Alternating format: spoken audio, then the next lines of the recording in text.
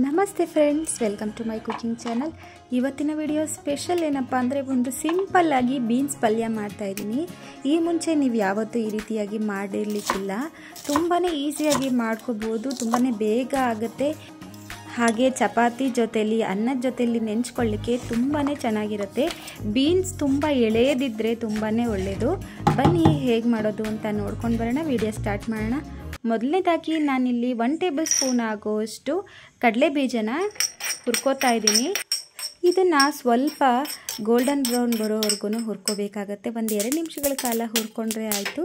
ಇದು ನೋಡಿ, ಈ ರೀತಿಯಾಗಿ ಹುರ್ಕೊಂಡಾದ ನಂತರ ನಾನು ಇದನ್ನು ತೆಗೆದುಬಿಟ್ಟು ಒಂದು ಪ್ಲೇಟ್ಗೆ ಶಿಫ್ಟ್ ಮಾಡ್ಕೋತಾ ಇದ್ದೀನಿ. ಹಾಗೆ 1 ಟೇಬಲ್ ಸ್ಪೂನ್ ಆಗುವಷ್ಟು ಬಿಳಿ ಎಳ್ಳನ್ನು ತಗೊಂಡಿದ್ದೀನಿ. ಕಡಲೆ ಬೀಜ ಹುರಿದಿರೋ ಪಾತ್ರೆಗೆ ಎಳ್ಳನ್ನು ಹಾಕ್ಕೊಂಡಿದ್ದೀನಿ. ನಾನಿಲ್ಲಿ ಅದರ ಬಿಸಿಲೇ ಹುರ್ಕೋತಾ ಇದ್ದೀನಿ. ಸಪ್ರೇಟಾಗಿ ಸ್ಟವ್ ಆನ್ ಮಾಡ್ಕೊಂಡು ಹುರ್ಕೋತಾ ಇಲ್ಲ. ಸ್ಟವ್ ಆಫ್ ಮಾಡ್ಕೊಂಡೇ ನೋಡಿ ಈ ರೀತಿಯಾಗಿ ಗೋಲ್ಡನ್ ಬ್ರೌನ್ ಕಲರ್ ಬಂದಿದೆ. ಹಾಗೆ ನಾನಿಲ್ಲಿ ಒಂದು ಮಿಕ್ಸಿ ಜಾರ್ಗೆ ಒಂದು ಚಿಕ್ಕ ಬಟ್ಲ ಆಗುವಷ್ಟು ಹಸಿ ತೆಂಗಿನಕಾಯಿ, ಹಾಗೆ ಹುರ್ಕೊಂಡಿರುವಂತಹ 1 ಟೇಬಲ್ ಸ್ಪೂನ್ ಆಗುವಷ್ಟು ಎಳ್ಳು, ಹಾಗೆ 1 ಟೇಬಲ್ ಸ್ಪೂನ್ ಆಗುವಷ್ಟು ಕಡಲೆ ಬೀಜ ಸೇರಿಸ್ತಾ ಇದ್ದೀನಿ.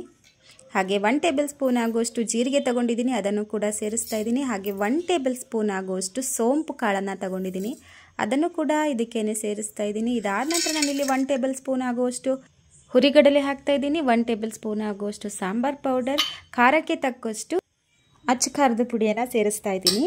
ನಾನಿಲ್ಲಿ ಅರ್ಧ ಟೇಬಲ್ ಸ್ಪೂನ್ ಆಗುವಷ್ಟು ಹಾಕ್ಕೊಂಡಿದ್ದೀನಿ. ಖಾರಕ್ಕೆ ಜಾಸ್ತಿ ಬೇಕಂದರೆ ಹಾಕೋಬೋದು. ನಾನಿಲ್ಲಿ ಅರ್ಧ ಟೇಬಲ್ ಸ್ಪೂನ್ ಆಗುವಷ್ಟು ಅರಿಶಿನ ಪುಡಿಯನ್ನು ಸೇರಿಸ್ಬಿಟ್ಟು ಇದನ್ನು ನಾನಿಲ್ಲಿ ತರಿಯಾಗಿ ನೀರು ಹಾಕದೆ ರುಬ್ಕೊಂಡು ಬರ್ತೀನಿ. ನಾನು ನೀರು ಹಾಕಿಲ್ಲ. ಇದಕ್ಕೆ ತೆಂಗಿನಕಾಯಲ್ಲಿರುವಂತಹ ತೇವಾಂಶನೇ ಈ ರೀತಿಯಾಗಿ ನೀರಿನ ಅಂಶ ಥರ ಕಾಣಿಸ್ತಾ ಇದೆ. ನಾನು ಇದಕ್ಕೆ 1 ಡ್ರಾಪ್ ಕೂಡ ನೀರು ಹಾಕಿಲ್ಲ. ಮಸಾಲ ಪುಡಿ ಕೂಡ ರೆಡಿಯಾಗಿದೆ. ನಾನಿವಾಗ ಪಲ್ಯಕ್ಕೆ ಒಗ್ಗರಣೆ ಹಾಕೋತೀನಿ. ಅದಕ್ಕೋಸ್ಕರ ನಾನಿಲ್ಲಿ ಒಂದು ಬಾಣಲೆ ತಗೊಂಡಿದ್ದೀನಿ. ಅದಕ್ಕೆ 2-3 ಟೇಬಲ್ ಸ್ಪೂನ್ ಆಗುವಷ್ಟು ಅಡುಗೆ ಎಣ್ಣೆನ ಸೇರಿಸ್ತಾ ಇದ್ದೀನಿ. ಎಣ್ಣೆ ಕಾದ ನಂತರ ನಾನಿಲ್ಲಿ ಅರ್ಧ ಟೇಬಲ್ ಸ್ಪೂನ್ ಆಗುವಷ್ಟು ಸಾಸಿವೆ, ಅರ್ಧ ಟೇಬಲ್ ಸ್ಪೂನ್ ಆಗುವಷ್ಟು ಜೀರಿಗೆ ಸೇರಿಸ್ತಾ ಇದ್ದೀನಿ. ಇವೆರಡು ಸಿಡಿದ ನಂತರ ನಾನಿಲ್ಲಿ ಒಂದು ಈರುಳ್ಳಿನ ಈ ರೀತಿಯಾಗಿ ಉದ್ದುದ್ದಕ್ಕೆ ಕಟ್ ಮಾಡ್ಕೊಂಡಿದ್ದೀನಿ, ಅದನ್ನು ಕೂಡ ಸೇರಿಸ್ತಾ ಇದ್ದೀನಿ. ಹಾಗೆ ಈರುಳ್ಳಿಯನ್ನು ನಾವಿಲ್ಲಿ ಎಣ್ಣೆಯಲ್ಲಿ 1-2 ನಿಮಿಷಗಳ ಕಾಲ ಹುರ್ಕೋಬೇಕಾಗುತ್ತೆ. ಈರುಳ್ಳಿ ಸ್ವಲ್ಪ ಫ್ರೈ ಆಗಬೇಕು. ಈರುಳ್ಳಿ ಸ್ವಲ್ಪ ಫ್ರೈ ಆದ ನಂತರ ನಾನಿಲ್ಲಿ ಸಣ್ಣದಾಗಿ ಹೆಚ್ಚಿಟ್ಕೊಂಡಿರುವಂತಹ ಬೀನ್ಸನ್ನು ಸೇರಿಸ್ತಾ ಇದ್ದೀನಿ. ಇದು ನಾಟಿ ಬೀನ್ಸು, ಎಳೆದು ತುಂಬಾ ರುಚಿಯಾಗಿರುತ್ತೆ, ಆರೋಗ್ಯಕ್ಕೆ ಅಷ್ಟು ಒಳ್ಳೆಯದು ಕೂಡ. ಸೊ ಇದನ್ನು ನಾನಿಲ್ಲಿ ಎಣ್ಣೆಯಲ್ಲಿ ಈರುಳ್ಳಿ ಜೊತೆ ಸ್ವಲ್ಪ ಹೊತ್ತು ಫ್ರೈ ಮಾಡ್ಕೋತೀನಿ. 2-3 ನಿಮಿಷಗಳ ಕಾಲ ಸಿಮ್ಮಲ್ಲಿ ಫ್ರೈ ಮಾಡ್ಕೋಬೇಕಾಗುತ್ತೆ.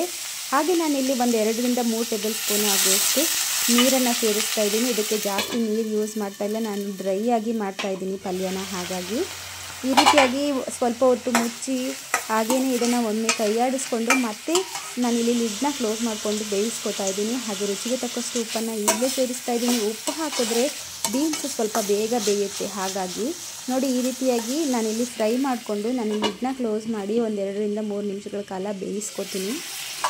ಬೆಂದಿದೆಯೋ ಇಲ್ವೋ ಅಂತ ಚೆಕ್ ಮಾಡಲಿಕ್ಕೆ ಒಂದು ಬೀನ್ಸನ್ನು ನಾವು ಸ್ವಲ್ಪ ತಿಂದು ನೋಡಬೇಕಾಗುತ್ತೆ. ಆವಾಗ ನಮಗೆ ನೋಡಿ ಈ ರೀತಿಯಾಗಿ ತೊಗೊಂಡು ನಾನು ಒಂದು ಬೀನ್ಸ್ ತಿಂದು ನೋಡ್ತಾ ಇದ್ದೀನಿ. ನೀಟಾಗಿ ಬೆಂದಿದ್ರೆ ಮಾತ್ರ ನಾನಿಲ್ಲಿ ಮಸಾಲ ಪೌಡರ್ ಹಾಕೋತೀನಿ.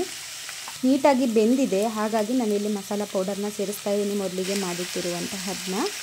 ಇದನ್ನು ಮೀಡಿಯಮ್ ಫ್ಲೇಮಲ್ಲಿ ಉರಿನ ಇಟ್ಕೊಂಡು ನಾವು ಇದನ್ನು ಮಿಕ್ಸ್ ಮಾಡ್ಕೋಬೇಕಾಗುತ್ತೆ. ಮೀಡಿಯಮ್ ಅಥವಾ ಸಿಮ್ಮಲ್ಲಿ ಇಟ್ಕೋಬೇಕಾಗುತ್ತೆ. ಹೈ ಫ್ಲೇಮಲ್ಲಿ ಇಟ್ಕೊಂಡ್ರೆ ಈ ಮಸಾಲ ಪುಡಿ ಸೀದೋಗೋ ಸಾಧ್ಯತೆ ಇರುತ್ತೆ. ಹಾಗಾಗಿ ಮೀಡಿಯಮ್ ಫ್ಲೇಮಲ್ಲಿ ಇಟ್ಕೊಂಡು ನಾನು ಇದನ್ನು ಪುಡಿನ ಈ ರೀತಿಯಾಗಿ ಮಿಕ್ಸ್ ಮಾಡ್ಕೋತಾ ಇದ್ದೀನಿ.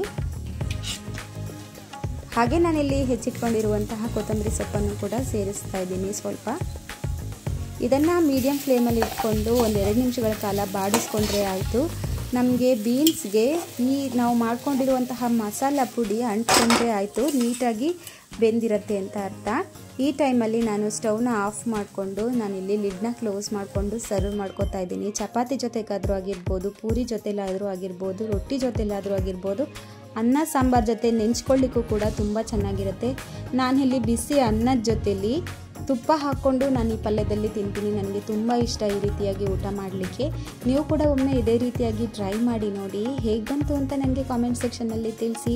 ಹಾಗೆ ಈ ವಿಡಿಯೋ ನಿಮಗೆ ಇಷ್ಟ ಆಗಿದ್ದರೆ ಲೈಕ್ ಮಾಡಿ, ಶೇರ್ ಮಾಡಿ, ಕಾಮೆಂಟ್ ಮಾಡಿ. ಹಾಗೆ ನನ್ನ ಚಾನಲ್ನ ಸಬ್ಸ್ಕ್ರೈಬ್ ಆಗೋದನ್ನು ಮರಿಬೇಡಿ. ಮುಂದಿನ ವಿಡಿಯೋದಲ್ಲಿ ಸಿಗೋಣ. Thank you.